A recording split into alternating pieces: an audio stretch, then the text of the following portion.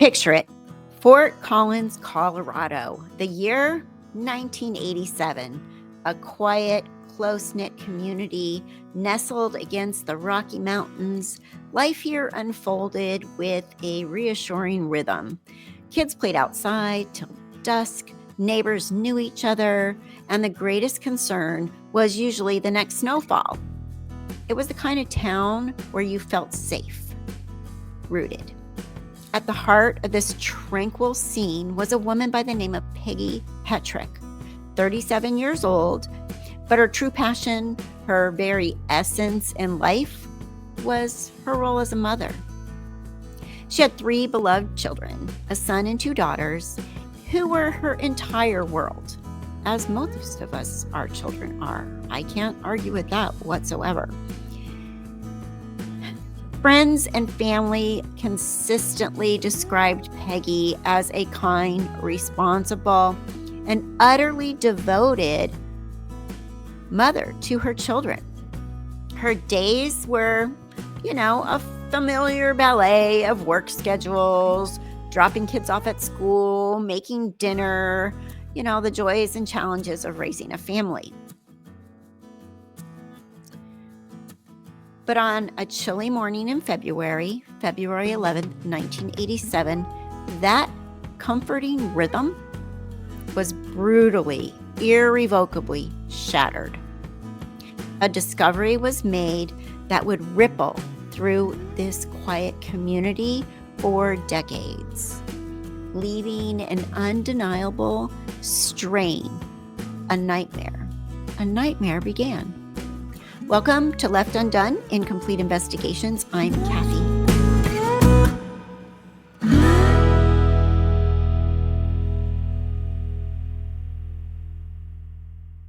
All right, everyone, welcome back. This is the story of Peggy Hettrick. Peggy Hettrick's body was found in a desolate field, just a stone's throw from her home.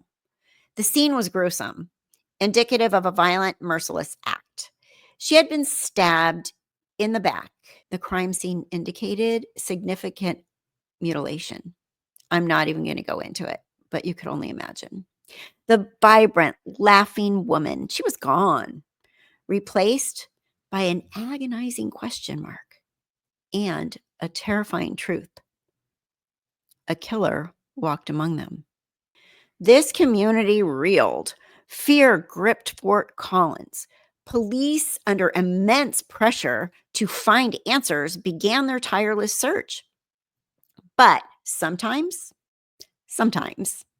in the desperate pursuit of justice, the focus can narrow, blinding investigators to other possibilities. Sometimes a convenient narrative takes hold. Just across the street from that horrific scene lived a teenage boy by the name of Timothy Masters. He was quiet, almost reclusive, 15-year-old. By his own admission, he was a loner. He often retreated into his own meticulously crafted world of arts. His sketchbooks were filled with incredibly detailed, grim, and sometimes violent images. For Tim, it was an escape, a creative outlet. What he didn't know was that these very drawings would become his shackles of his future. That fateful morning, February 11th, 1987, at approximately 7:05 a.m., a 38-year-old man by the name of Linwood Hogden discovered a body in an open field, just a stone's throw from homes in Fort Collins, very close to these homes. It was the body of Peggy Hettrick. The scene was gruesome. Peggy had been stabbed in the back, dragged more than 100 feet into the field, partially disrobed, and sexually mutilated. The vibrant, laughing woman was gone, replaced by an agonizing question mark and a terrifying truth. A killer walked among them. The community reeled. Fear gripping Fort Collins, police under immense pressure began their tireless search for answers. During their initial investigation, they learned from Clyde Masters that his 15-year-old son, Tim, had walked through that very field just minutes before the body was officially discovered around 6:55 a.m. Tim had followed his usual route, heading northeast, when he suddenly veered due west. He paused, looking intently at something for between 3 and 5 seconds before continuing to catch his school bus. Police had received no report from Tim. So at 10 a.m., Detective Frank Gonzalez, he went to Tim's school to question him. Tim told Detective Gonzalez that yes, he had seen something that morning, but he believed it was a mannequin, that someone was playing a sick joke.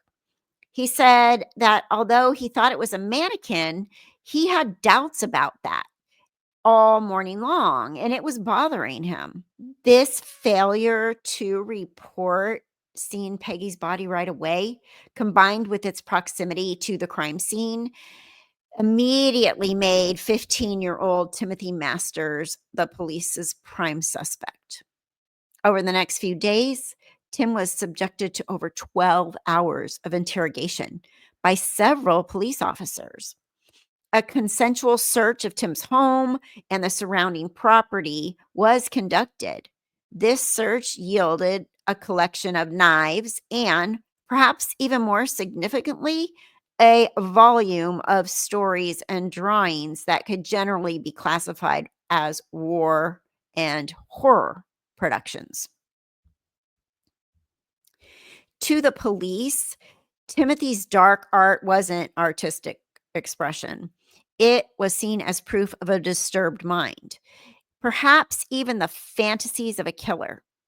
Despite Timothy consistently maintaining his innocence, despite even passing a lie detector test, the narrative began to solidify Timothy as the prime suspect, as their suspect. A psychological autopsy was later presented in court, attempting to link his art to the murder, painting a picture of a mind capable of such violence.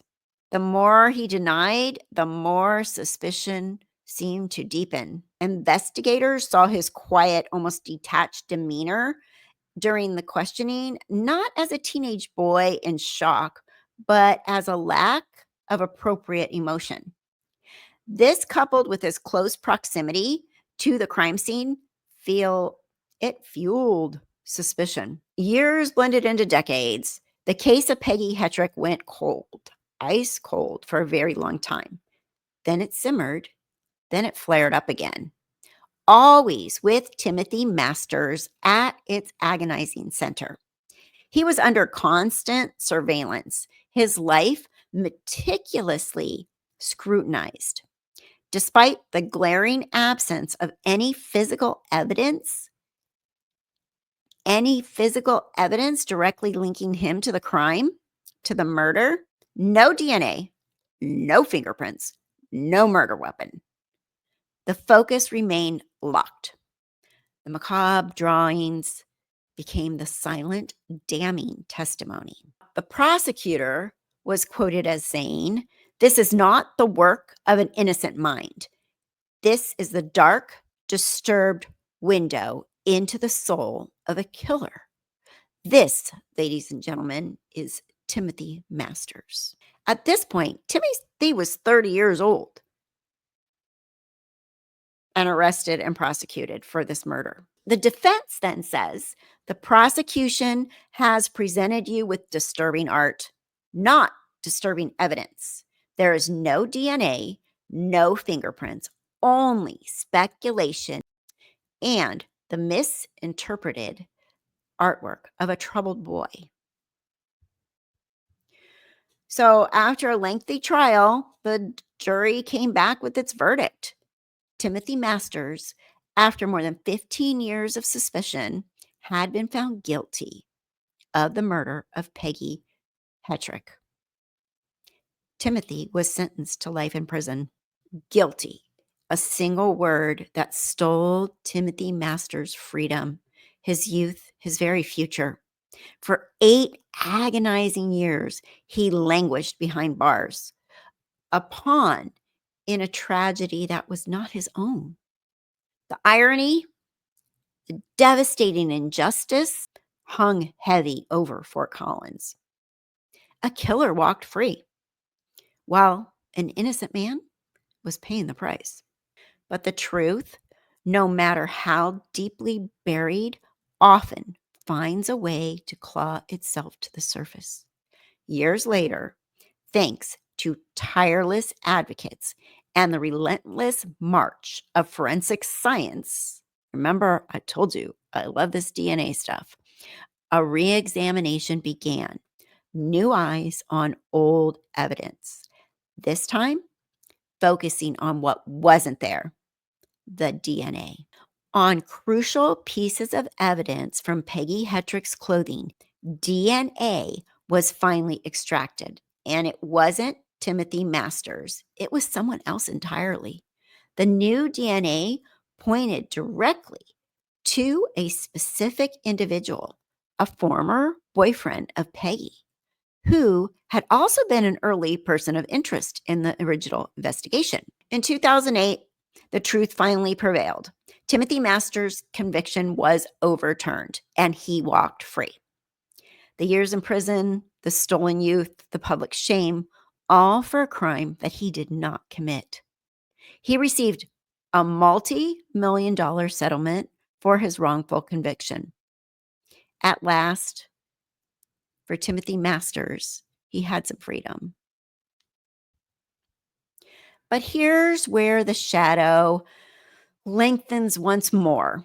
Despite the powerful DNA evidence that identified a new suspect, a former boyfriend of Peggy's, and definitively cleared Timothy Masters, no one else has ever been charged with the murder of Peggy.